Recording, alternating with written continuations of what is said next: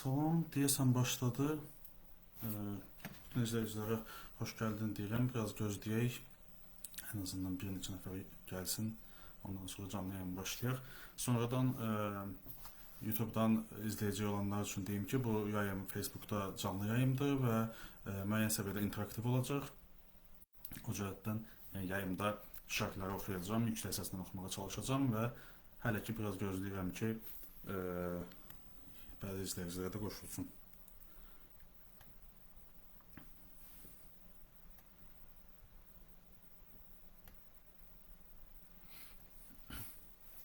Deməli, bugün əsas əvvəlcə keçən video ilə bağlı tənqiddə deyim, arxa plan yenə eynidir, zamanla düzəltməyə çalışacağımı demişdim, düzəltməyə çalışacağım, hər iki dəyişən bir şey yoxdur, biraz maddi texniki məsələdir. Bir də bir tənqid var idi, əsasən gələn və bir neçə dəfə təkrarlanan ki, yayım keçən dəfə çox uzun olmuşdu, təxminən 2 saat 30 dəqiqəyə qədər getmişdi.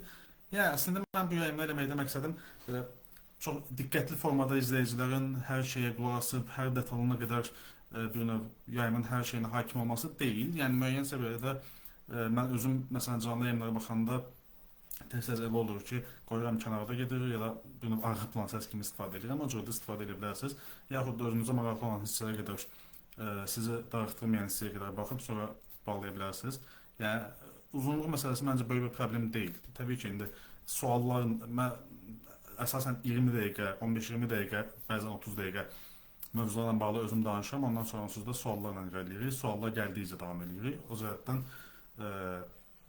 yayın müddəti də sabit deyil, dəyişə bilər. Daha tez də bitə bilər bu dəfə məsələn. Demək, əsas birinci mövzum danışmaq istədiyim şeylərdən biri bu, həm Azərbaycan hökumətinin artıq 30 ildən çoxdur danışdığı, həm də əsasən əslində cəmiyyətin də belə qəbul etdiyi və müəyyən səbəblərdən əslində qəbul edir, yəni tamamilə mif deyil. Belə bir anlayış var ki, Azərbaycan müxalifətini Qərb dəstəkləyir. Azərbaycanda bir növ Qərb demokratik dəyişiklik istəyir, hansısa mənada insan haqlarına daha hörmət edən, daha demokratik, daha çox səsli bir hökumət görmək istəyir Azərbaycanda. Mən bu fikirlərlə qətiyyən razı deyiləm və eyni zamanda bunun bir başqa tərəfi də var. Bunun bir başqa tərəfi də onun ibarətdir ki, Azərbaycan müxalifəti və vətəndaş cəmiyyəti qrupları tez-tez belə bir fikrə qapılırlar ki, Qərbin Azərbaycanda müxalifəti dəstəkləmək kimi bir niyyəti var. Yəni, əslində Qərb institutları, dövlətləri və liderləri Azərbaycanı demokratik bir ölkə kimi görmək istəyirlər.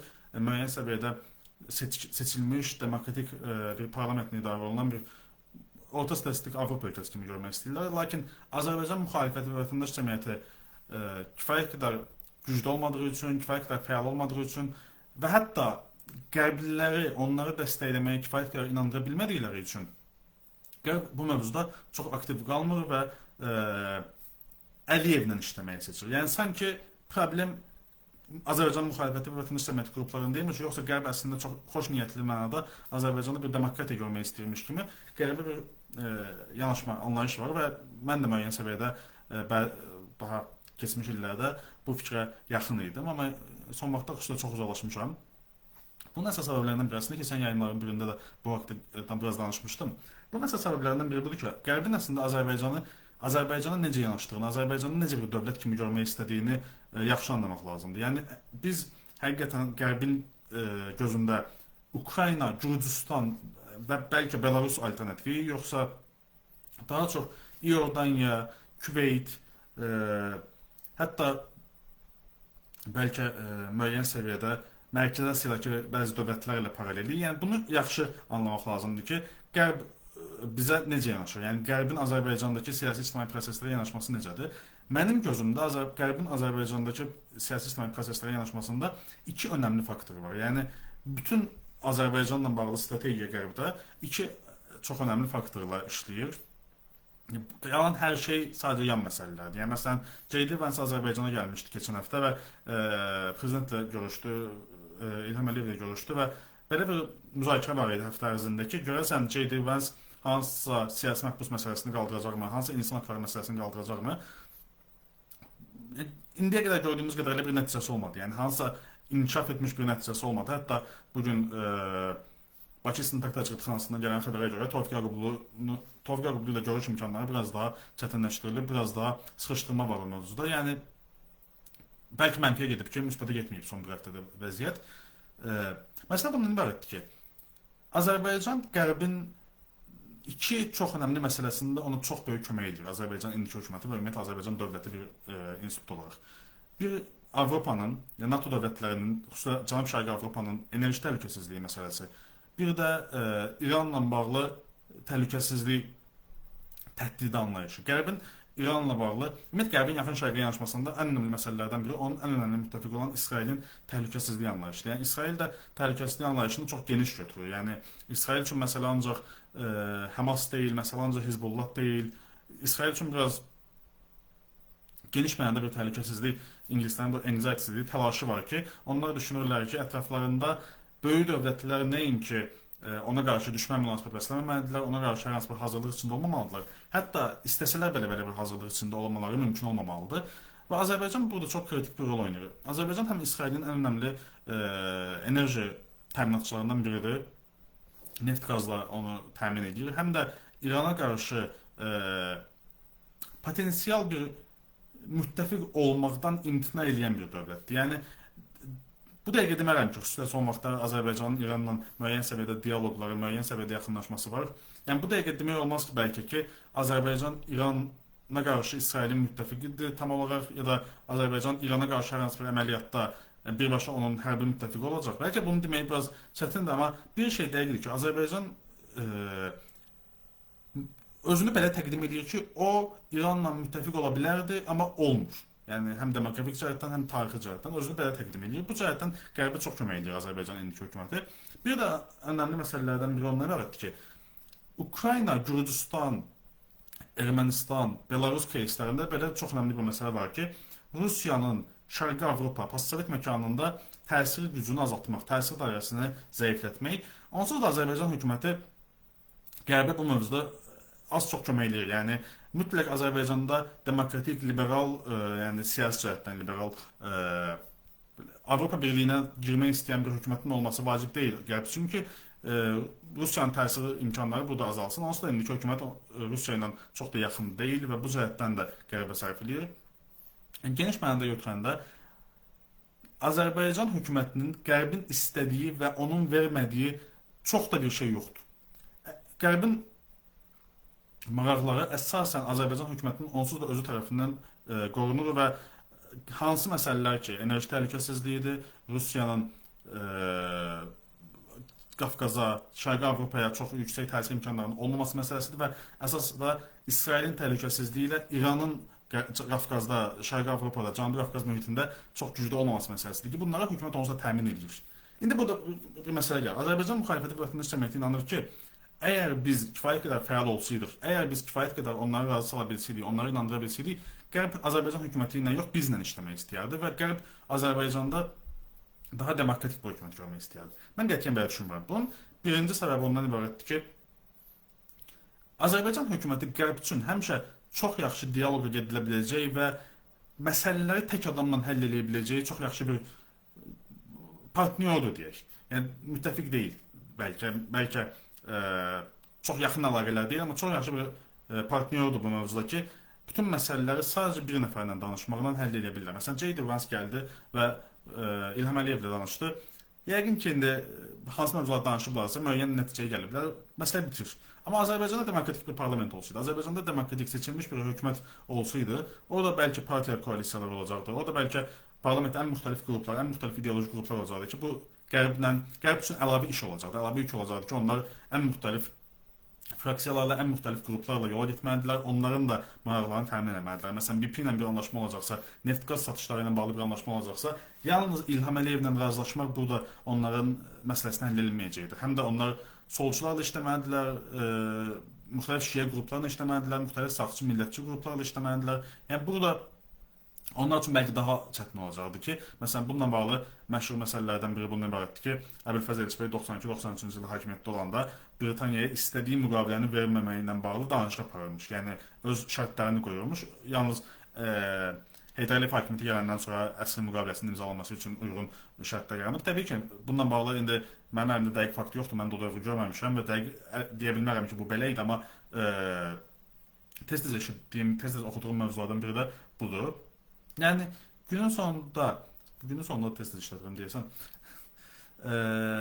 Qərbin Azərbaycanda pluralist, belə çox səsli və çox fraksiyalı bir parlament, seçkili bir parlament görmək kimi bir arzusu yoxdur. Qərbin Azərbaycana bir Belarus-Ukrayna yanaşması yoxdur, Gürcüstan-Ermənistan yanaşması yoxdur. Qərb üçün Azərbaycan kifayət qədər onların işinə yarayan, kifayət qədər onların istəklərinə cavab verən və onlarla hər mövzuda, İrana qarşı, Rusiyaya qarşı, enerji təhlükəsizliyi mövzusunda, NATO ilə əməkdaşlıq mövzusunda, yəni hər mövzuda, İsrail mövzusunda işləyə biləcəkləri çox yaxşı bir tərəfdaşdır, çox yaxşı bir partnyordur. Yəni bu illüziyadan çıxmaq lazımdır ki, əslində Azərbaycan hökuməti Qərbin xoşuna gələn bir şey deyil və əgər biz onları inandıra bilsək ki, Azərbaycan hökuməti onların xoşuna gəlməməlidir, onlar bizə dəstək verəcəklər və Azərbaycan hökuməti ilə əlaqələrini kəsəcəklər. Məsələn, J.D. Vance gələndə prioritet mövzusunu, hansı siyasi məhbusun taliyə eləyəcək, azad mətbuat məsələsi eləyəcək. Yəni belə bir şey yoxdur. J.D. Vance'in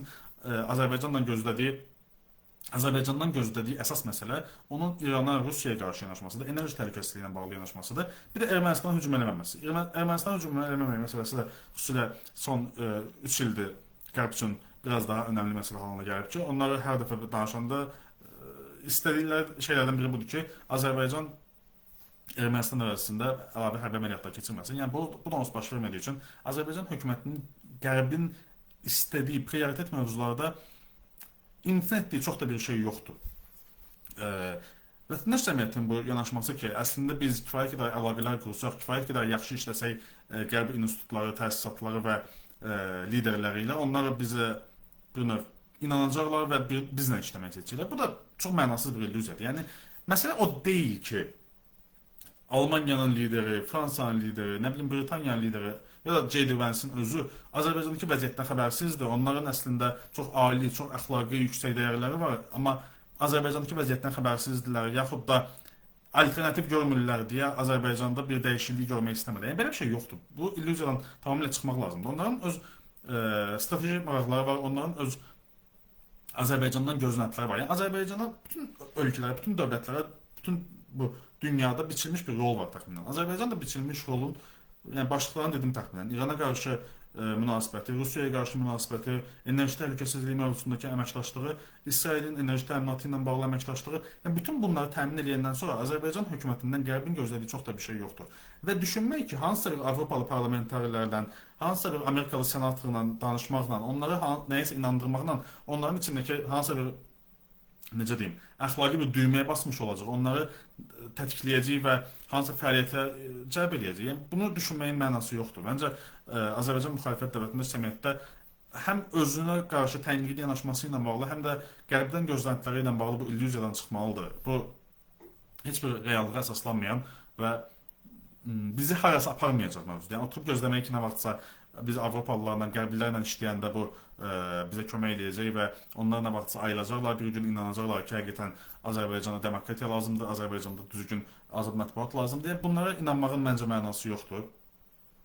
Bu əslində tez-tez deyirəm, keçən yayımlarında birini demişdim. Çünki məncə Azərbaycan müxalifətinin onsuz da bugün, indi o mövzuya keçəcəm, elə buradan keçəcəm ki, Azərbaycanda müxalif fəaliyyət ümumiyyətlə nə qədər mümkündür? İndi bu vətəndaş cəmiyyətindən danışırıq, müxalif qruplardan danışırıq, nə qədər mümkündür? Yəni, onsuz da böyük bir perspektivi yoxdur və bu olmayan perspektivlə də belə şeylərə inanaraq, belə şeylərə ümid edərək özümüzü qərbə bir illüziya yaradırıq, qərbə bir babula salırıq özümüzü və düşünürük ki, əslində müəyyən istiqamətdə işləyərək biz Azərbaycanda hansısa bir inkişafa gətirib çıxarda bilərik, amma bu baş vermir, ümidsizlik mühiti yaranır, nə bilim, müəyyən səviyyədə məyus oluruq. Bunları məncə ya dayandırmaq lazımdır, ya da Qərbin özünü də artıq tənqid eləməyə başlamaq lazımdır. Azərbaycan müxalifəti vətəndaş cəmiyyətinin Qərbə tənqidi yanaşa bilməməyi ilə bağlı ciddi bir problem var. Mən qətiyyən demirəm ki, Rusiya, İran, Çin bunların Azərbaycan demokratiya görməyə cəhdi var. Yəni bəzən belə deyəndə insanlar belə anlayırlar ki, sanki dünyaya sadəcə bu iki dixotomiya ilə yanaşmaq lazımdır ki, Qərb yaxud Çin, Rusiya, İran ittifaqı, Avrasiyaçılar ittifaqı, yəni onların da belə bir istəyi yoxdur. Günün sonunda Azərbaycanda demokratiya, azad mətbuat, demokratik seçkilər, hansısa pluralist cəmiyyət mövzusu sadəcə Azərbaycan özü daxil mövzusudur və demək olar ki, başqa heç kimi maraqlandıran mövzu deyil. Bu cəhətdən bizim əlimizdə olan yeganə şey öz icmamızı qorumağa çalışmaqdır, öz müxalif mövqeyimizi qorumağa çalışmaqdır. Kənardan bir dəstəyin gəlməyəcəyi təxminən açıqdır. Azərbaycan hökumətinin dünyada narahat etdiyi, özünə təhlükəsizlik problemi saydığı, işləyə bilmədiyini düşündüyü çox da bir hökumət yoxdur. Azərbaycan hakimiyyəti hamı ilə çox rahat şəkildə tərəfdaşlıq edə bilir. Hamının prioritet maraqlarına ən azından istənilən səviyyədə cavab verə bilir. Yəni bu Azərbaycan müxalifətinin hansısa bir müttəfiq tapa biləcəyi ilə bağlı illüziyasını məncə tərk eləmək lazımdır. Çünki yoxdur, olmayacaq. Yəni Azərbaycan müxalifəti bu cəhətdən dünyanın ən müttəfiqsiz müxalifətlərindən biridir. Nə Belarus müxalifəti qədər bir dəstəyi var, nə Gürcüstan müxalifəti qədər bir dəstəyi var, nə Ukraynadakı o 2014-cü ildəki müxalifət qədər dəstəyi var. Yəni Azərbaycan müxalifəti bu cəhətdən son vaxtlar xüsusilə biraz Türkiyə müxalifətinə oxşayır. Çünki Türkiyə müxalifəti də eyni taleyi yaşayır. Türkiyə bəlkə nə vaxtsa 20 il əvvəl, 30 il əvvəl Avropa Birliyinə girə biləcək potensial bir demokratik bir cəmiyyət kimi görülürdü. Amma indi o da yoxdur. Türkiyədən gözlənilən çox kiçik şeylər var. Onun bir NATO dövləti kimi, Avropanın təhlükəsizliyi məsələsindəki bir partnyor kimi görürlər sadəcə və başqa bir tələb yoxdur. Onsuz da keçən yayında da bunu demişdim. Avropa Birliyinin genişlənməsi ilə bağlı nümayəndəsi Marina Kos olmalıdır, səhv eləmirəmsə. O Türkiyəyə gələndə normalda keçmiş dövrlərdə müxtəlif vətəndaş cəmiyyəti qrupları ilə müxalifətin nümayəndələri ilə də görüşürdü, amma bu dəfə sadəcə Hakan Fidanla görüşdü, Türkiyənin xarici İşlər naziri ilə və onunla bəzi xüsusilə Avropanın təhlükəsizliyi və miqrasiya məsələlərini danışdılar. Bununla da məsələ bitdi. Yəni bu dəqiqə Türkiyədən gözlənilən şey də sadəcə Avropanın təhlükəsizliyi, miqrasiya mövzusunda Avropa ilə işləmək və Suriyadakı sabitliyi qorumaq üçün əməkdaşlıq eləmək mövzularıdır. Yəni məsələ əslində ancaq Türkiyə və Azərbaycanın daxilində və onların ümumi mövqeyində dəyişən şeylər deyil. Məsələ həm də dünyanın ümumi yanaşmasının dəyişməsidir. Məsələn, Amerikada Trumpın gəlməsindən sonra xüsusilə biz gördük ki, bu demokratiya, insan haqları, Birləşmiş Millətlər Təşkilatı, beynəlxalq müqavilələr, hansısa beynəlxalq prinsiplər zət hamısı kənara atıldı və sadəcə Amerikanın təhlükəsizliyi mövzusunda işləməyə başlandı. Məsələn, Venezuelaya müdaxilə oldu, bu bəzilərinin ən azından təqdim etdiyi kimi ya da inandığı kimi demokratiya gətirmək üçün, Venezueladakı avtokratik rejimi dağıtmaq üçün bir müdaxilədən çox həm bu qərb yarımkürəsində Çinin, Rusiyanın bir müttəfiqini zəiflətmək, həm də Venezuela neftinə bir növ hakim olmaq və onun dünya bazarına çıxmasını təmin etmək üçün bir hərbi müdaxilə idi və məsələn, hər halda biz bilirik ki, yaxın şərqdəki avtokratik rejimlərlə Misirlə, Səudiyyə ilə, İordaniya ilə Amerikanın kifayət qədər yaxşı əlaqələri var və onlara qarşı hər hansı bir hərbi müdaxilənin qoyulduğu qərara, sanksiya, hətta hansısa bir tənqid belə gəlmir. İndi Amerika Birləşmiş Ştatlarının qərb yarımkürəsində növbəti hədəfi Kubadır. Kubaya qarşı blokada tətbiq eləmək və Kubanı neft qazdan tamamilə məhrum eləmək, enerjidən tamamilə məhrum eləmək kimi bir siyasət yeridir Amerika. Və bu yenə Kubadakı avtokratik rejimə görə ya da insan haqlarının vəziyyətinə görə olmayacaq. Bu sadəcə Kubanı öz yanında qərb yarımkürəsində özünə çox yaxın bir yerdə Çinin, Rusiyanın müttəfiqi kimi görməsindən və potensial bir təhlükəsizlik təhdidi kimi görməsindən ibarətdir ki, buna görə Kubaya nəsə eləyəcəklər. Məsələn, sabah Kubada rejim dəyişikliyi olacaq və yenə Facebooka, Twitter'a girəndə biz görəcəyik ki, Azərbaycanda da yenə kimlərsə ümid edir ki, ABŞ hökuməti Venezueladan sonra Kubadakı avtokratik rejimi də dəyişdi, dünyaya getdikcə demokratiya yaymağa başlayırlar. Belə bir şey olmayacaq, belə bir şey yoxdur. Çünki Venezuela rejim dəyişikliyinin olmasının səbəbi oradakı avtokratik rejim deyildi. Amerikaya sərf eləməyən hökumət idi və onsuz da orada birbaşa demokratiya gətirmədilər. Bəlkə indi mərhələli formada avtokratik rejim getdikcə zəifləyəcək və orada demokratik bir hökumət gələcək, amma bu ona görə olmayacaq ki, Trump'ın ya J.D. Vance'ın ya Marco Rubio'nun Venezuelada demokratiya görmək kimi bir xüsusi dərdi var. Bu ona görə olacaq ki, Venezueladakı avtokratik rejim Çinə, Rusiyaya daha yaxın bir rejim idi ki, bu da Amerikanın təhlükəsizlik maraqlarına cavab vermədi. Kubada da eyni şey olacaq. Yəni yenə illüziyaya qapılmağa ehtiyac yoxdur ki, qərb demokratiya yaymaq istəyir, qərb insan haqlarını prioritet elan edir. Belə bir şey yoxdur. Belə bir şey olmayacaq da.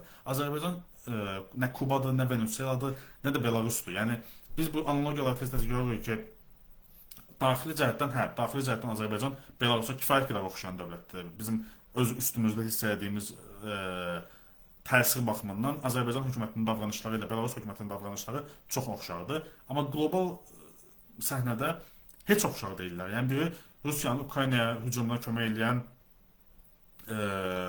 Avropaya illegal formada miqrant aparmağa çalışan, bütün qərb dövlətləri ilə əlaqəsini kəsən, müəyyən səviyyədə Qərbə qarşı çox aqressiv bir dövlətdir. Digər isə əksinə Ukraynaya daha çox kömək edən, Rusiya ilə əlaqələrini getdikcə zəiflədən, İrana qarşı Qərbə kömək edən, enerji məsələsində Qərbə kömək edən əməkdaş dövlətdir. Yəni Belarusla Azərbaycanı biz hər iki ölkənin vətəndaş cəmiyyətinin və müxaliflərinin yaşadığı şeylər baxımından oxşada bilərik, eyniləşdirə bilərik, amma Amerikanın, Qərbin belə bir eyniləşmə gördüyünü, belə bir oxşarlıq gördüyünü düşünmürəm və bunu düşünənlərin də illüziya içində olduğunu inanıram müəyyən səviyyədə.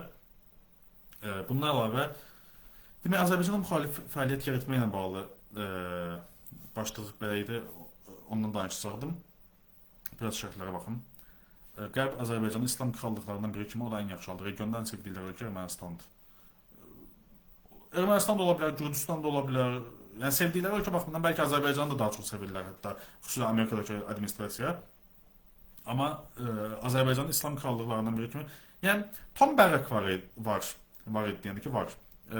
Türkiyədəki səfirdir, Amerikanın Türkiyədəki səfiri və Suriya məsələsi üzrə Yaxın Şərq üzrə xüsusi nümayəndəsidir. Onun açıq-açıq sözü var ki, Yaxın Şərqdə, İslam ölkələrində, müsəlman ölkələrində daha çox tək adamlı rejimlər daha stabil, daha sabit, daha dayanıqlı hökumətlər formalaşdırırlar. Nəinki demokratiya, nəinki demokratik seçkili rejimlər. Yəni adam açıq-açıq bunu demişdi.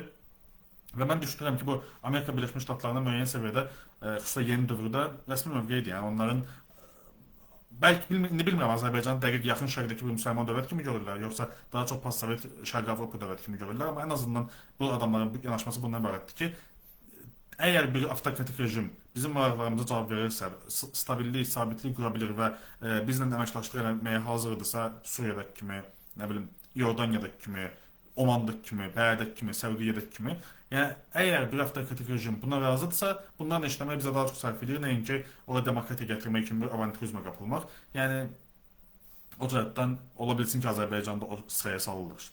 Və bugünün mövzuları nələrdir? Demək, Qərbin Azərbaycana yanaşması və Azərbaycanın hökumətdən və müxalifətinə yanaşması və Azərbaycanda müxalif fəaliyyət yaratmaqla bağlı. Var olasın bəy, çox sağ olun. Venezuelada rejim dəyişəndən sonra terrorist İsrail dövlətinin neft satmağa başladı. Əslində bu dəqiqə Venezuelanın nefti birbaşa Amerika Birləşmiş Ştatları tərəfindən idarə olunur deyə bilirəm. Yəni birbaşa Venezuela neftini təhvil verir Amerika Birləşmiş Ştatlarına və onlar dünya bazarına çıxardırlar. O cəhətdən yəqin ki, Amerika Birləşmiş Ştatları əgər İsrailə həmin nefti satıbsa, ola bilər təbii satsın. Salam bəy. Karl Marx, sağ olun. Azərbaycanda müxalif fəaliyyət yaratmaqla bağlı danışacaqdım. Azərbaycanda ümumiyyətlə çox geniş mövzudur. Yəni bu sadəcə indi bu yayında danışıb bitirə biləcəyimiz bir mövzu deyil. Azərbaycanda müxalif fəaliyyət yaratmağın belə bir məsələsi var ki, Azərbaycan müxalifətinin imkanlarını 1991-ci ildən başlayaraq 2023-ə qədər və 2023-dən sonra bir neçə perioda bölmək olar. Məsələn, 1993-cü ildə Heydər Əliyevin hakimiyyətə gəlməsi və getdikcə avtokratiyanın güclənməsi ilə birlikdə, məsələn, yəqin ki 1993-dən 1998-ə, 1998-dən 2003-ə və 2005-ə, 2005-dən sonra 2013-ə və 2013-dən sonra da bəlkə 2019-2023-ü ayırmaq lazımdır. Yəni, bütün bu dövrlərdə Azərbaycan dövlətinin və ümumi Azərbaycandakı ictimai-siyasi münasibətlərin müxalifətə və vətəndaş cəmiyyəti qruplarına açdığı yer, açdığı zəmin baxımından çox fərqli dövrlərdir. Məsələn, mən həmişə bunu deyirəm ki, 2005-ci ilə qədər Azərbaycanda müxalifətin ən müxtəlif səviyyədə imkanları var idi ki, proseslərə təsir etsin, hətta bəlkə inqilaba qədər getsin və demokratiyanı gətirə bilsin. Həm qlobal vəziyyət buna nisbətən uyğun idi. O dövrdə hələ də postsovet dövlətlərində, Şərqi Avropada, hətta Yaxın Şərqdə demokratik rejimlərin gəlməsi və avtokratik rejimlərin dəyişilməsi ilə bağlı daha böyük bir entuziazm var idi Qərbdə. Belə bir söhbət ən azından var idi və müxtəlif dövlətlərdə bu tətbiq olunurdu. Ukraynada, Gürcüstanda da uğurlu olmuşdu. Bir də 2005-ci ilə qədər Azərbaycana hələ indiki səviyyədə neft-qaz pulları gəlməmişdi və korrupsiya piramidası hələ tam qurula bilməmişdi. Azadlıq qəzeti və digər müxalif mətbuat orqanları, radiolar, yazılı qəzetlər, yazılı mətbuat çox aktiv idi və indi bizim hökumət jurnalistləri kimi tanıdığımız, hökumətə yaxın siyasətçilər kimi tanıdığımız insanların çoxu hələ də müxalifət tərəfdə idi. Yəni bu cəhətdən Mən düşünürəm ki, 2005-ci ilə qədər Azərbaycan müxalifətinin ən ciddi şansı var idi ki, hökumətlə rəqabət aparsın, hökumətlə müqavimətə girsin. Amma 2005-ci ildən sonra parlament seçkilərində demək olar ki, heç nəyə nail olmayandan sonra və neft-qaz pullarının da gəlməsi ilə birlikdə vəziyyət olduqca pisləşdi. Ondan sonra 2013-cü ilə qədərki bir dövr oldu ki, bu dövrdə gənclər qrupları, gənc qrupları, nə bilim, vətəndaş cəmiyyəti qrupları, fərqli QHT-lər gücləndi. 2013-cü ildə bunlara qarşı böyük bir repressiya oldu və xeyli sayda siyasi məhbus oldu ya da ölkədən çıxmalı oldu. Ondan sonra vəziyyətin biraz yumşalması gəldi 2019-cu ilə. 2019-cu ildən sonra da təxminən 2020-ci ilin müharibəsinə qədər, pandemiyaya qədər xüsusilə aksiyalar üçün, etiraz aksiyaları üçün, təşkilatlanma üçün, müstəqil mətbuatın fəaliyyəti üçün daha dözülə biləcək, daha nisbətən yüngül mühit var idi. Amma 2020-ci il müharibəsi və ondan sonra pandemiya, 2023-cü ildəki o son hərbi əməliyyatdan sonra ümumiyyətlə Azərbaycan hökumətinin, Azərbaycan dövlətinin Azərbaycanda hər hansı bir müxalif fəaliyyət, hər hansı bir alternativ media, hər hansı bir müstəqil, hökumətdən birbaşa tapşırıq almayan QHT-lərin fəaliyyəti ilə bağlı heç bir dözümlülüyü olmadı. Ondan sonra artıq məncə tamamilə katastrofik vəziyyət yarandı və 2023-cü ildən sonra, hansı ki 2023-cü il noyabrından sonra bu həbsdə başlayandan sonra Azərbaycanda hazırda hansı bir müxalif partiyanın, hansı bir müxalif təşkilatının, hansı bir müstəqil medianın, yəni hökumətdən birbaşa tapşırıq almayan media qurumunun fəaliyyəti demək olar ki mümkünsüzləşdirilib, demək olar ki imkansız hala gətirilib. Bu cəhətdən məsələn AXCP Müsavat tez-tez səhvlər eləməkdə günahlandırılır ki, müxtəlif vaxtlarda səhvlər edilər, müxtəlif vaxtlarda müxtəlif şeyləri başqa cür eləsəydilər, daha başqa nəticələr almaq olardı, Azərbaycanı daha yaxşı bir ölkə kimi görmək olardı. Mən bu mövzuda düşünürəm ki, 2005-ci ilə qədər bu tənqidlər əsasən işləkdir. 2005-ci ilə qədər bu tənqidləri demək olar, amma 2005-ci ildən sonra xüsusilə müxalifətin səhv eləməmək kimi bir imkanı çox da yox idi. Yəni bunu məncə futbol oyun analogiyası ilə verirəm ki, məsələn Liverpool'la Neftçi bugün qarşılaşsa, məsələ ancaq ondan ibarət deyil ki, Neftçi səhv edir, Neftçinin oyuncuları səhv edir və qol buraxırlar. Məsələ həm də ondan ibarətdir ki, aradakı güc balansı, aradakı rəqabət o qədər fərqlidir ki, o qədər Liverpool'un xeyrinə açıqdır ki və Neftçinin əleyhinədir ki, bu da səhv eləməmək kimi bir imkan olmur. Zəif tərəf bir güclü ilə bir zəifin rəqabətində, mübarizəsində həmişə zəif tərəf daha çox səhv edir və bu səhvləri də daha çox gözə batırır. Çünki hökumətin resursları çox daha genişdir, hökumətin manevr qabiliyyəti çox daha genişdir, hökumətin davranış azadlığı çox daha böyükdür deyə. O bir səhv edir və səhəri gün həmin səhvi düzəldə bilir. Həmin səhvin yerinə özünə daha çox sərf edən bir addım ata bilir və bunda çox böyük güc itirmir. Oyunda çox böyük, bu mübarizədə, bu oyunda çox geriyə düşmür. Amma müxalifət bir səhv eləyəndə, vətəndaş cəmiyyəti qrupları bir səhv eləyəndə daha çox geriyə düşürlər və onsuz da hərəkət imkanları kifayət qədər məhdud olduğu üçün, onsuz da siyasi ictimai zəmin kifayət qədər sıxılmış vəziyyətdə olduğu üçün səhvlər eləməyə də müəyyən qədər məcbur qalırlar. Biraz suallara baxın. Bəlkə bunun Əli Kərimin həbsi ilə bağlı hazırki baxışı nədir? Mən düşünürəm ki, ümumiyyətlə Qərbin hazırda Azərbaycandakı siyasi məhbuslar məsələsi ilə bağlı açıq, publik ən azından heç bir mövqeyi yoxdur. Demək olar ki, yəni bugünə qədər gördüklərimiz tamamilə yola vermək üçün və bəlkə müəyyən qədər öz prinsiplərindən uzaqlaşmadıqlarını, çox da uzaqlaşmadıqlarını göstərmək üçün hansısa bir davranışlar olub, amma yəni son 2-3 ayda Əli Kərimin həbsindən artıq 2 aydan çox keçib və biz demək olar ki, heç bir addım görməmişik. Hətta dövlətlər səviyyəsində, səfirliklər səviyyəsində ciddi bir bəyanat da görməmişik. Yəni Kaja Kallas, Avropa Birliyinin Xarici İşlər Naziri kimi bir titulu var təxminən, Xarici İşlər Komissiyasındadır. Onun sədridir. O İlham Əliyevlə görüşlərindən sonra birində demişdi ki, deyəsən Fransa vətəndaşının, Azərbaycanda həbsdə olan Fransa vətəndaşına azadlığı buraxılmasından sonra demişdi ki, Azərbaycan hökuməti ilə publik, daha açıq çağırışlarla, açıq bəyanatlarla işləmək əvəzinə daxili danışıqlarla, daxili diyaloqlarla, daha üzbəüz təmaslar vasitəsilə danışmaq, daha gizli diplomatiya ilə işləmək daha sərfəli nəticələr verir. Yəni adamlar buna inanırlar ya da özlərini buna inandırmaq istəyirlər. Çünki əslində, yəni bir dediyim kimi, Qərbin Azərbaycanda hökumət dəyişikliyi, Azərbaycanda demokratiya, daha pluralist bir rejim görmək kimi bir dərdi olmadığı üçün və öz imiclərini də müəyyən qədər qorumaq üçün ki, biz avtokratik rejimlərlə işləyirik, amma həm də müəyyən səviyyədə həm də danışırıq. Belə açıqlamalar verirlər və bəlkə həqiqətən də üzbəüz danışıqlarda müəyyən mövzuları açırlar, amma inanmıram ki, bu hansısa çəki daşıyır, danışıqlarda prioritet halına gəlir ya da İlham Əliyevə hansı səviyyədə təsir edir. Məsələn, Münxen Təhlükəsizlik Konfransı gedirdi. İndi bilmirəm bitdi yoxsa yox, amma dünən ya da 2 gün əvvəl İlham Əliyev Frans 24 kanalına müsahibə vermişdi. Fransanın mətbuat orqanına müsahibə vermişdi. Müsahibədə fransız jurnalist belə bir sual. İnternet getmişdi məndə. Ümid edirəm ki, bərpa oldu.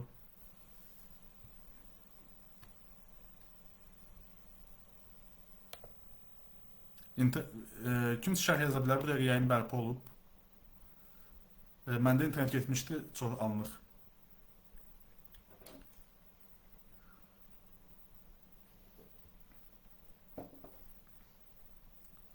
Ümid edirəm ki, yayın bərpa olub.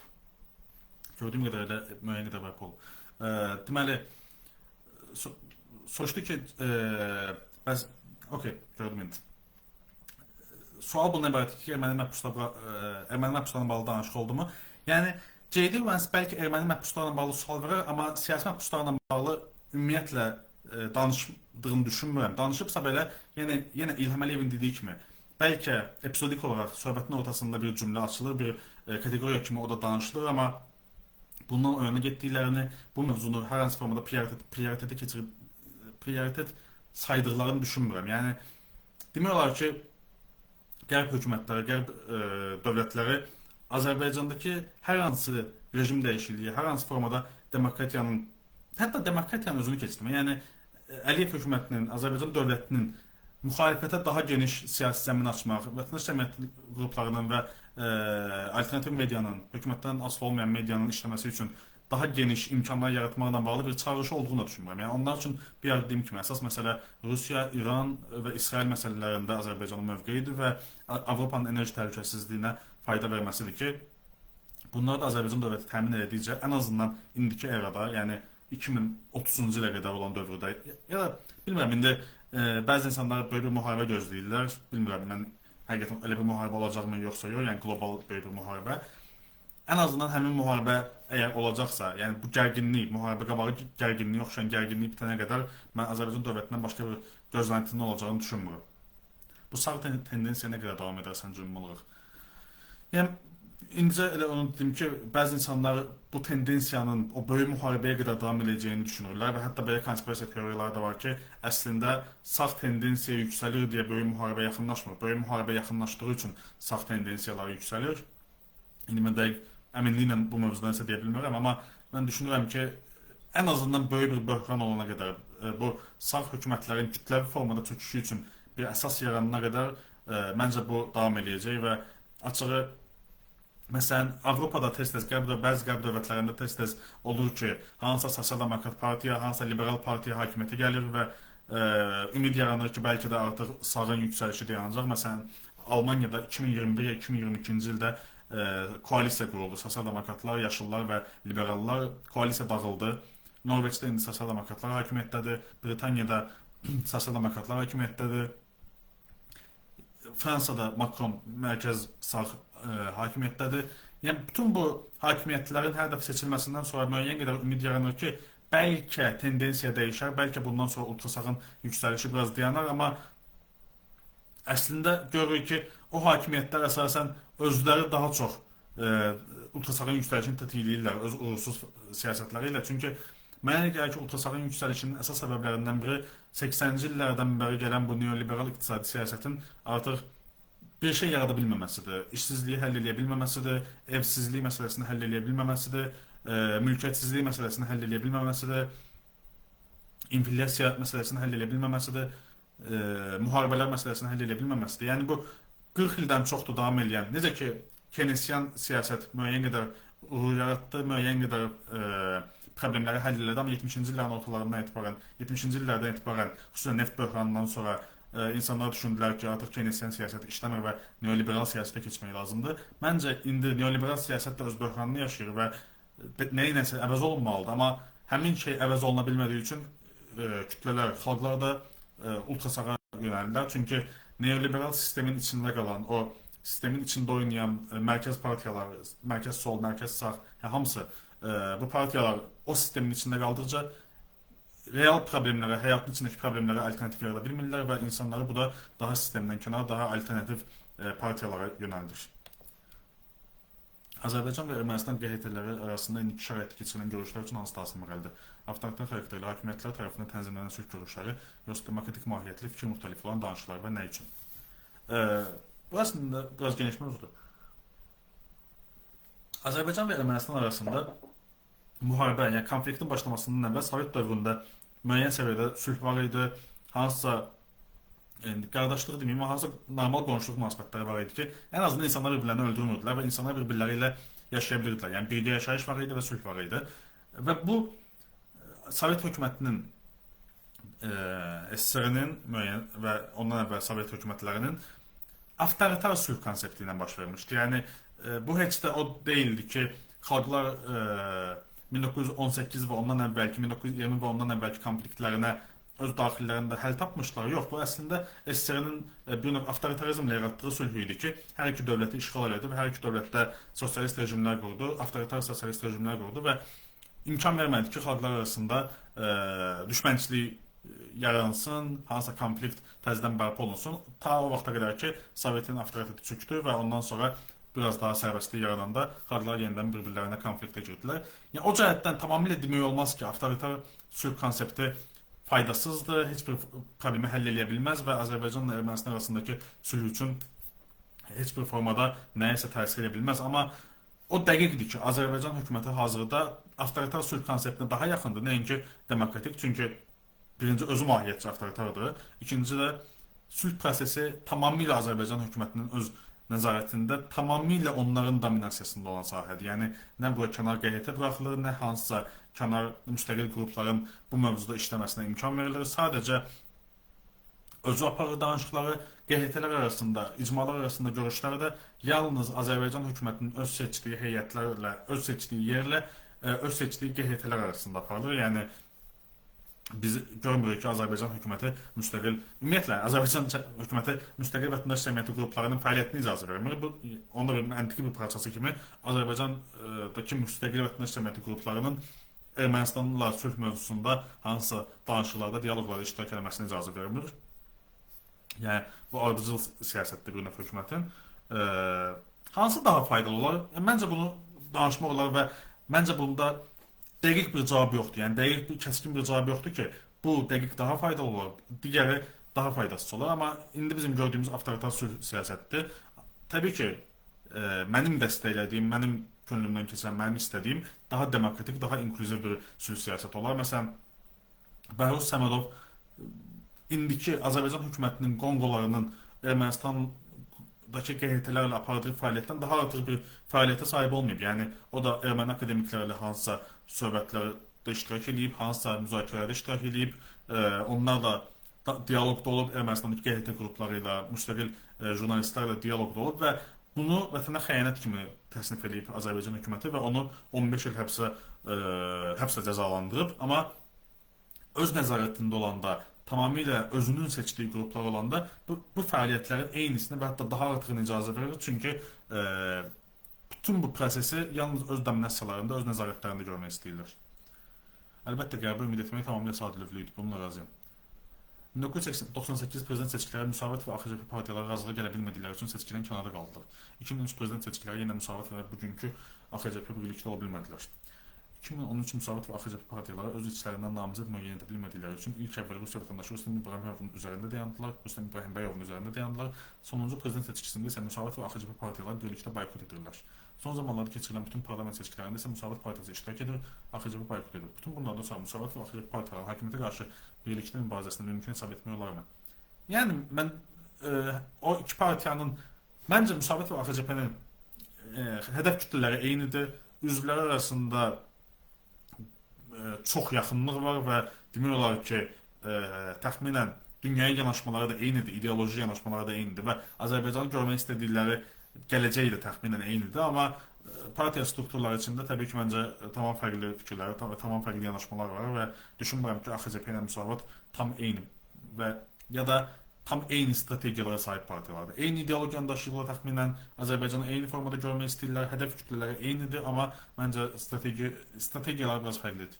Yəni, ən azından son 3 ildə, yaxud son hətta elə 3 ildə deyək. Son 3 ildə hər iki partiyanın davranışları kifayət fərqlidir. Bəzi nəslin IQ niyə belə sürətlə aşağı düşür? Halbuki çox ümid var idi. Mən düşünmürəm ki, Z nəsli keçmiş nəsillərdən daha aşağı IQ daşıyır ya da daha aşağı səviyyədə olduğunu inanmıram Z nəslinin. Daha yüksək səviyyədədirmi müzakirə etmək və bəlkə də deyil, amma daha aşağı səviyyədə olduğunu düşünmürəm.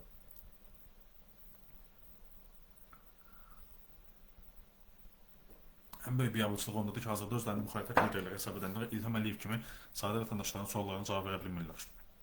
Yəni, ümumiyyətlə Azərbaycanda, amma yəni müxalifət lideri kimdir və hansı suallara cavab verə bilmir? Yəni, məncə bunu aydınlaşdırmaq lazımdır. Çünki müxalifət liderlərindən biri, məsələn, Əli Kərimli artıq 3 aydır ki, həbsdədir. Yəni, suala cavab verə biləcəyi bir mühit yoxdur. Ondan əvvəl suallara cavab vermirdi, müzakirə etmiyorlar. Amma başqa kimisə nəzərdə tutursa müxalifət lideri kimi, onu bilmirəm.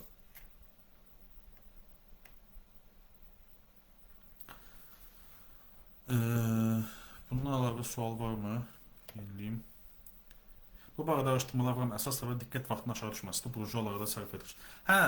Gen Z-nin diqqət vaxtı aşağı düşür. Yəni, mənim özümün də diqqət vaxtı açıq aşağı düşür. Mən çalışıram ki, uzun yazılar oxuyum, məqalələr oxuyum ya da uzun yayımlara baxım. Amma təbii ki, mənim özümün də 30-40 dəqiqədən sonra əsasən xüsusi bir şey yoxdursa, xüsusi bir mövzu yoxdursa diqqətimi çəkən, bəzən diqqəti yayınır və davam edə bilmirəm. O problem məndə də var.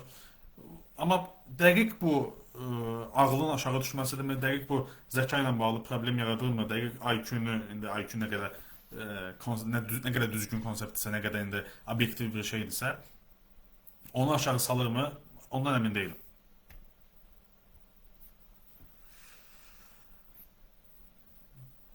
Bu dəfə elə bil ki, yayın biraz daha zəif gedir. Bundan əlavə danışacağım mövzular içində azad mətbuat məsələsində yazmışdım. Bunu əslində dünən post kimi də yazdım və bəziləri razılaşdı, bəziləri razılaşmadı. Təbii ki, çox normaldır, yəni istənilən mövzu kimi. Azərbaycanda, ümumiyyətlə Azərbaycanı keçdim. Azad mətbuat orqanı məsələsi bu. Məsələ hardan başlayıb? İlham Əliyevin Emin Hüseynovun sualına cavabı kimi deməsi ki, bir növ şüar kimi deməsi ki, dünyada azad mətbuat yoxdur. Ondan yarandı bir müzakirə. Bu azad mətbuat məsələsi əslində çox kategorik müzakirə mövzusudur. Yəni, məsələ ancaq Azərbaycanda müstəqil mətbuat varmı, dünyada, Almaniyada müstəqil mətbuat varmı kimi yox. İndiki qlobal iqtisadi, siyasi mühitdə, bu strukturda azad mətbuat orqanı ola bilərmi? Məsələ ondan ibarətdir. Məsələn, Norveçdə, Almaniyada, Britaniyada parlamentdən maliyyələşən bəzi mətbuat orqanları var. Məsələn, Norveçdə bu NRK-dir, Almaniyada Deutsche Welle-dir, Britaniyada BBC-dir. Bu mətbuat orqanları spesifik hansısa hökumətə yaxın olmurlar, spesifik hansısa partiyaya yaxın olmurlar. Amma ənənəvi olaraq bunlar parlamentdən, ümumi büdcədən maliyyələşdikləri üçün heç bir bildiyim qədərilə ən azından heç bir hökumətin, heç bir partiyanın da bunlara müdaxilə eləmək şansı çox olmur. Çünki bunlar ümumi parlamentin səs birliyi ilə, səs çoxluğu ilə maliyyələrini aldıqları üçün heç də tək bir partiyanın dəstəyinə, tək bir partiyanın razılığına çox ehtiyac duymurlar və ona görə də daha müstəqil fəaliyyət göstərməkləri mümkün olur. Amma günün sonunda bunların da dövlətin mövqeyindən daha artığını qoya bilmələri çox mümkün deyil. Xüsusilə kritik mövzularda, xüsusilə prioritet mövzularda. Məsələn, Deutsche Welle əksər mövzularda, Almaniyanın daxili mövzularında çox müstəqil, çox azad davransa da, İsrail mövzusunda çox bu baxımdan çox da, bəlkə də bu arada, bu da müstəqilliyin başqa məsələləri də var da. Məsələn, ondan ibarətdir ki, Deutsche Welle ola bilsin ki, tamamilə müstəqil jurnalistlərdən ibarətdir və heç bir formada tapşırıq almırlar, heç bir formada özlərini senzur olamırlar. Amma İsrail mövzusunda onsuz da İsrailin əleyhinə olan fikirlərə sahib bir jurnalistlər işləmirlər. Yəni, onsuz da onlar elə jurnalistləri seçib onların yazılarını dərc edirlər ki, onsuz da bu adam İsrailin əleyhinəsə yazmayacaq. Eyni formada, məsələn, Rusiya-Ukrayna mövzusunda, İran-İsrail mövzusunda, Qərb mətbuatında ya da İsrail-Fələstin mövzusunda, Qərb mətbuatında mainstream, o dövlətlərin özlərinə təhlükəsizlik prioriteti seçdiyi mövzuların kənarında biz çox da mövqe qoyduğunu görmürük və ya əksinə bu mövqeləri daha çox qərbdə ən çox səsləndirən və ingilis dilli beynəlxalq icmaya ən çox çıxarmağa çalışan Əl Cəzirə var məsələn. Əl Cəzirə kifayət qədər populyar ingilis dilli mətbuat orqanıdır. Onlar da Qətərdən maliyyələşdikləri üçün onlar da Qətər dövlətinin özünə təhlükəsizlik prioritet seçdiyi mövzularda yaxud Qətərdəki avtokratiya ilə bağlı mövzularda çox da vokal olmurlar və onu tənqid eləmirlər çox da ya da Türkiyəni çox da tənqid edə bilmirlər. Yəni, o cəhətdən hə, azad mətbuatın varlığı, azad mətbuat orqanının varlığı təbii ki, müzakirə mövzusudur. Amma burada belə bir məsələ var. Azad mətbuat orqanı bəlkə real həyatda, praktikada mümkün olan bir məsələ deyil və tamamilə tərəfsiz mətbuat orqanıdır. Çünki insanların özü tərəfləri var və əgər qlobal iqtisadiyyat nəzərə alanda, əgər biz kapitalist iqtisadiyyatda yaşayırıqsa, mətbuat orqanları da haradansa gəlir qazanmalıdırlar, jurnalistlər də haradansa maaş almalıdırlar və hansısa formada bir dövlətdən yaxud bir biznesməndən maliyyə alan, maaşını oradan alan jurnalistlərin nə qədər müstəqil davrana biləcəkləri təbii ki, müzakirə mövzusudur. Amma müstəqil mətbuat mühiti mümkündür. Yəni, statusda da bunu yazmışdım. Müstəqil mətbuat orqanları bəlkə, müstəqil və tərəfsiz mətbuat orqanları bəlkə özlüyündə mümkün deyirlər, amma ən fərqli mətbuat orqanlarının, ən fərqli siyasi qruplara daha yaxın olan, ən fərqli siyasi ideologiyaları təmsil edən və ya təmsil edəməyən, amma onlara daha yaxın olan mətbuat orqanlarının birlikdə fəaliyyət göstərə bildikləri bir cəmiyyət, birlikdə fəaliyyət göstərə bildikləri bir mətbuat mühiti təbii ki, mümkündür və Azərbaycanda bu yoxdur. Məsələn, Azərbaycanda Real TV, A-News, nə bilim, bu kanallar İTV, nə bilim, Qafqaz Info, Qaynar Info, bunlar fəaliyyət göstərə bilirlər və hətta hökumətdən də maliyyələşirlər, maliyyələşirlər, amma fərqli bir mənbədən maliyyələşən, daha hökumətdən tapşırıq almaq əvəzinə daha başqa mövqeyə qoyan, daha müəyyən səviyyədə müxalifətə daha yaxın olan mətbuat orqanları fəaliyyət göstərə bilmirlər. Bu da onu gətirib çıxardır ki, Azərbaycanda müstəqil mətbuat mühiti mümkün olmur. Yəni, Azərbaycan hökuməti hər halda İlham Əliyev deyəndə ki, dünyada müstəqil media yoxdur, Real TV-ni, A-News-u da müstəqil media orqanları kimi görmür ya da saymır. Təbii ki, onları özünə daha yaxın media orqanları sayır. Amma bəlkə müstəqil media orqanı yoxdursa, müstəqil media mühiti mümkündür. Onu da icazə verilmir Azərbaycanda, özü icazə vermir və yalnız özünün maliyyələşdirdiyi, özündən maliyyə alan mətbuat orqanlarının işləməsini icazə verir. İspanya, ABŞ, İsrail tərəfdə olmaması, bəzi məsələlər kəskin əks olması səncə nə ilə bağlıdır? Yaxşı sualdır. Əslində, yəqin ki, İspaniyanın öz hökuməti ilə bağlıdır. İndi İspaniyada daha sosialist, daha sol, yəni sosial-demokratiyadan, bildiyimiz mənada klassik Avropa sosial-demokratiyasından daha solda bir hökumət var və onların müəyyən qədər prinsipial mövqeyi var İsrail məsələsində. Amma sabah İspaniyada məsələn Vox'a daha yaxın bir hakimiyyət yaransa, yəni Vox'un da olacağı bir koalisiya, daha sağçı, daha neoliberal bir hakimiyyət qurulsa, yəqin ki, onlara mövqeyi dəyişəcək həmin dəqiqə. Yəni, mən düşünmürəm ki, bu İspaniyanın birbaşa dövlət siyasətidir. Mən düşünürəm ki, bu sadəcə indiki hökumətinin siyasətidir ki, onların da dəyişmə ehtimalı onsuz da yüksəkdir. Bildiyim qədərilə növbəti seçkilərdə hazırda favorit görünmürlər. Başqa sual varmı? Mən əslində danışmaq istədiyim məsələləri əksəriyyətlə danışmışam deyə suallara baxıram indi.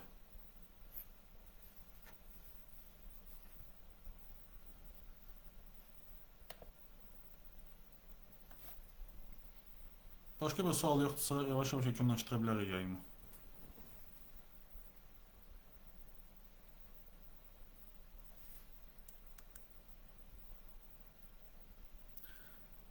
Mehman niyə qabilləşdi?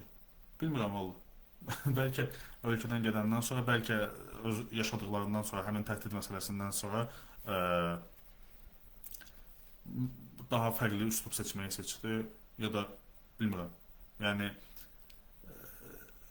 ya da bəlkə bilmirəm, bəlkə Azərbaycan auditoriyası belə bir şey istəyir. Yəni o da bir ehtimaldır ki, yəni məsələ ancaq Qabil, Mehman ya da nə bilim başqa bir məsələsi deyil. Azərbaycanda auditoriya daha çox elə kontenti getdiyi üçün, elə kontenti izləməyi seçdiyi üçün bəlkə insanlar daha çox ona yönəlirlər. Çünki mən bilmirəm, açığı bu haqda məlumatı olan varsa bölüşsə sevinərəm. Məsələn, Rusiyanın da özünün çox məşhur, çox populyar Avropada oturan blogerləri, Avropadan yayım eləyən müxalif jurnalistləri və blogerləri var. Onlarda məsələn bu üslub, yəni bu formada yayım üslubu populyardırmı bilmirəm, amma bildiyim qədərilə deyil. Yəni rusca çox bilmədiyim üçün bilmirəm, amma tanıdığım, bildiyim qədərilə bəzilərini o qədər populyar deyil. Türkiyədə populyar deyil, onu onsuz da bilirəm. Amma Azərbaycanda populyardır. Bəlkə də məsələ yəni ancaq həmin blogerlərin bu üslubu seçməsi deyil, həm də insanların bu üslubdakı kontentlərə yönəlməsidir. Çünki həqiqətən həddindən artıq çoxdur. Yəni Azərbaycanda YouTube'da və ya TikTok'da, Instagram'da müxalif mövqeli vizual kontentə baxmaq istəyəndə hansısa bir mətbuat orqanının kontentlərinə baxmırsansa, əksəriyyətlə bu kontentlər daha populyardır. Təbii ki, istisnalar var. Məsələn, Qənimət Zahidin, Natiq Ədlovun yayımları var YouTube'dakı. Onlar ya da Düz Danışar, İsmail Cəvdovun yayımları var ki, onlarda üslub fərqlidir. Amma bilmirəm onların auditoriyası eyni qədər böyüdürmü? Məsələn, Qənimət Zahidin auditoriyası kifayət qədər böyüdür, amma Düz Danışarın, yaxud Natiq Ədlovun auditoriyası qabildəki auditoriya qədər olmaya bilər məsələn. Yəni, bəlkə də tələb təkliflə bağlı məsələdir. Frankodan sonra Mossad İspaniyada işləyə bilməyib. Ola bilir. Dəqiq məlumat olan mövzu deyil. AI bubble yoxsa təhdiddir? Məncə gözləmək lazımdır. Yəni, məncə AI dəqiq müəyyən qədər şişib və müəyyən qədər inəcəyini düşünürəm. Yəni, bu iqtisadi cəhətdən. Yəni, inanılmaz məbləğlər xərclənir ən fərqli AI proyektlərinə və mən düşünürəm ki, bu enəcək və indi sadəcə şişmə dövrünü yaşayır. Amma günün sonunda bu həqiqətən bizim ziyanımıza olacaq, yoxsa xeyrimizə olacaq, dəqiq bilmirəm. Məncə gözləyib görmək lazımdır. Yəni, belə deyənlər də var. Təbii ki, əksəriyyət düşünür ki, AI-ın bu qədər hakim, bu qədər dominant rol oynaması axırda bizim ziyanımıza olacaq, insanlığın ziyanına olacaq. Amma belə də düşünənlər var ki, istehsalın həddindən artıq robotlaşdırılması, həddindən artıq insanın istehsal prosesindən uzaqlaşdırılması, iş prosesindən, istehsal prosesindən uzaqlaşdırılması bəlkə də sosializmi qaçılmaz edəcək. Çünki işsizlər kütləsi inanılmaz səviyyədə böyüyəcək və gəlirin bölüşdürülməsi, bu istehsal olunanın, AI-in və ya robotların istehsal edildiğinin bölüşdürülməsi məsələsi cəmiyyətdə gərginliyi böyüdəcək. Bilmirəm. Yəni, biraz ümumiyyətlə akselerasyonist yanaşmalar son vaxtlar çox görürəm. Yalnız AI mövzusunda yox, İran mövzusunda, Ukrayna mövzusunda, yaxud Trump mövzusunda bu yanaşmanı çox görürəm ki, xüsusilə solçu çevrələrdə yanaşma təxminən bundan ibarətdir ki, indiki dünya yaşanılmaz dünyadır və getdikcə daha pis dünya halına gəlir. Bunun dəyişməsi üçün çox böyük böhran ya da çox böyük müharibə lazımdır və yalnız çox böyük böhran ya da müharibə bunu dəyişəcəyi səviyyədə bir gərginlik yarada bilər. Ona görə də Amerika İranı işğal eləməlidir, Rusiya ilə müharibə genişlənməlidir, Çinlə müharibə başlamalıdır, Trump kimi adamlar hakimiyyətdə olmalıdır, faşizm getdikcə yüksəlməlidir ki, yalnız ondan sonra nələrsə dəyişə bilər. Çünki belə davam elədikcə əksəriyyət deməyim, bəzi solçular inanır ki, heç bir ümid yoxdur və yalnız böyük bir konflikt dünyanı düzəldə bilər, yaxşıya doğru apara bilər. Şübhəliyəm açığı. Mən düşünmürəm ki, böyük bir konflikt olsa, o mütləq insanların xeyrinə bitəcək. Bəlkə də daha da pis olacaq hər şey.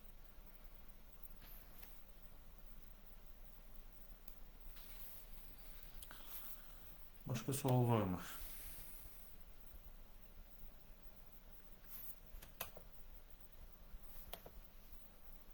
Rusiyada normal söhbətdə zaten söyüşlər var, söyüşsüz danışıq yoxdur. Bilmirəm, yəni, məsələn, Navalny'nin komandasının, yaxud Avropada yaşayan digər populyar blogerlərin yayımlarına baxmamışam açığı. Amma onlar söyüşlə danışırlarmı, dəqiq bilmirəm. Yəni, məsələ ancaq söyüş deyil burada. Yəni, məsələ danışıqda söyüşdən istifadə eləmək deyil ancaq. Yəni, bütün üslubun sadəcə tənqiddən ya da nəyinsə təhlilindən çox sadəcə təhqir və alçaltmada ibarət olmasıdır ki, yəni, bu da bəzisi deyər ki, faydalıdır, bəzisi deyər ki, belə olmalıdır, onu bilmirəm, amma hər halda Azərbaycan bəlkə bu cəhətdən xüsusi bir fenomendir ki, Azərbaycanda bu kontentlər, bu mərzdəki kontentlər çox məşhurdur. Mənim gördüyüm qədərilə digər ölkələrdə, digər afrikatik ölkələrdə diaspora blogerliyi əsasən bunun ətrafında olunur, amma Azərbaycanda necəsə daha çox bunlar populyarlaşıb.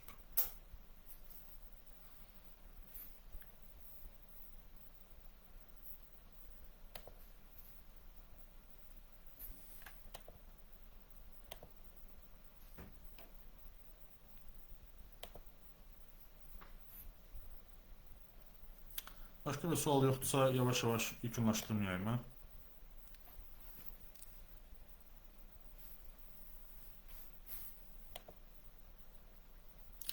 Facebook algoritmi də ümumiyyətlə son vaxtlar nəsə mənim profilimi çox xoşlamır. Ümumiyyətlə 2023-cü ilin ikinci yarısından 2024-cü ildən sonra Facebookun algoritmindəki siyasəti tamamilə dəyişdi və ondan sonra profillərin, ödənişli olmayan postların insanlara göstərilməsi çox aşağı düşdü. Ona görə Facebookda yayım açmaq da son vaxtlar heç produktiv deyil. Bəlkə YouTube-a tədricən keçəcəyimi demişdim, bəlkə bunu daha sürətləndirə bilərəm. Hazırda Azərbaycanda partiya sədrlərinin reytinqi daha yüksəkdir, yoxsa Mehman Hüseynovun? Təbii ki, Mehman Hüseynovun. Yəni bunu ümumiyyətlə müzakirə etmirəm. Mən demirəm ki,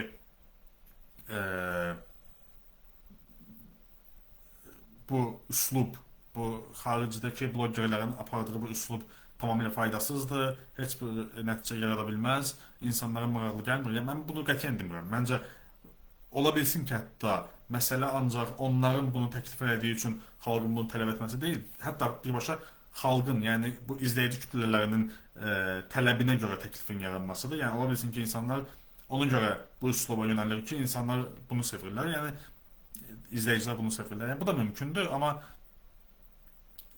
ümumi siyasi nəticəsi, ümumi ictimai proseslərə faydası nə qədərdir, bu çox müzakirə etmək olar. Və səbəbi nədir? Bunu da müzakirə etmək lazımdır. Təbii ki, Azərbaycanın normal siyasi ictimai mühitinin olmaması hamıya aydındır, səbəblərindən biri təbii ki, budur. Amma niyə spesifik olaraq bu kontentə baxılır? Niyə məsələn insanlar bu qədər aqressiv kontentlərə baxmağı seçirlər? Yəqin ki, səbəbi var, yəni əsassız deyil. Yəni demirəm ki, bu tamamilə boş, mənasız bir şeydir. Yəqin ki, bir səbəbi var, amma hər halda ən azından mən o kontentləri seçmirəm. Daha çox bu tipdə kontentlərdən davam. Azərbaycana gedib söyüş söyləyənlər bloger deyildi. Azərbaycanda fəaliyyəti olanlar gedib söyüş söylədilər. Mehman niyə etdi bilmirəm, amma Mehman istisna ölkədə təzyiqlər görüb çıxan fəallar jurnalistləri etmədi. Düzdür. Müəyyən qədər razıyam. Hə, əsasən onsuz da hazırda bu fəaliyyəti yeridən insanların əksəriyyəti xaricə köçəndən sonra fəaliyyətlərini artırmış insanlardır. Nəinki ölkədə ciddi fəaliyyət olandan sonra xaricə gedənlər. Amma o dəqiqdir ki, məncə bu insanların kütləsi, bu insanların auditoriyası daha genişdir, nəinki bunu eləməyən insanlar. Türkiyədə Demirtaş çıxacaq, Bakılı belə deyir. Bilmirəm valla, 2024-cü ilin oktyabrında başlamışdı bu söhbət. 2024-cü ilin oktyabrından bəri 2 gündən beri deyirlər ki, Demirtaş azadlığa çıxacaq, çıxmır. O mövzuda mən biraz düşünürəm ki, yola verirlər məsələni. Kimin dədəsinin lüt videosunu çəksələr, Mehmanın da betər edər. Ola bilər, yəni deyirəm də, Mehmanın o üsluba yönəlməsinin, üslubu dəyişməsinin səbəbi ona qarşı aparılan siyasət ola bilər, onun təhdid olunması ola bilər, auditoriyanın bunu istəməsi ola bilər, yəni en qədər səbəbi ola bilər, amma mənim seçdiyim üslub deyil, yəni mən o üslubdan getməyi xoşlamıram. Yəni, məsələn ancaq şey deyil də, etik tərəfi zad deyil. Məsələn, həm də onun ibarətdir ki, Azərbaycanda bizim şikayət etdiyimiz əsas mövzu normal siyasi ictimai mühitin olmaması, normal müzakirə mühitinin olmamasıdır. O üslubdan istifadə və ictimai məsələlərin müzakirəsini yalnız aqressiv və daha alçaldıcı üslubla aparmaq bu müzakirənin onsuz da irəliləyə bilməməsini gətirib çıxardır. Artıq bir soru çatırıq. Yavaş-yavaş yekunlaşdırmaq olar. Keçən dəfə 2 saat yarım olduğu üçün insanlar şikayət eləmişdi. Bu dəfə 1 saatı çox da keçə bilmədik.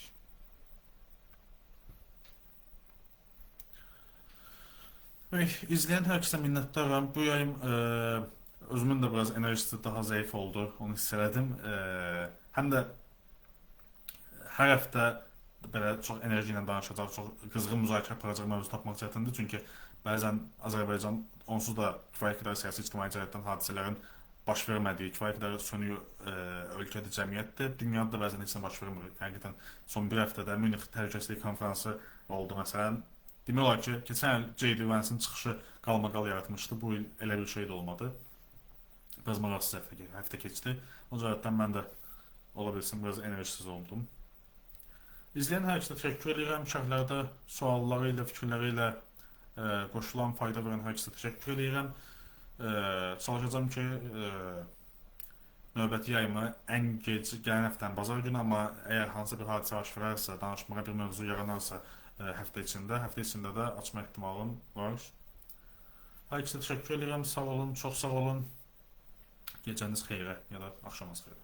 Sağ olun.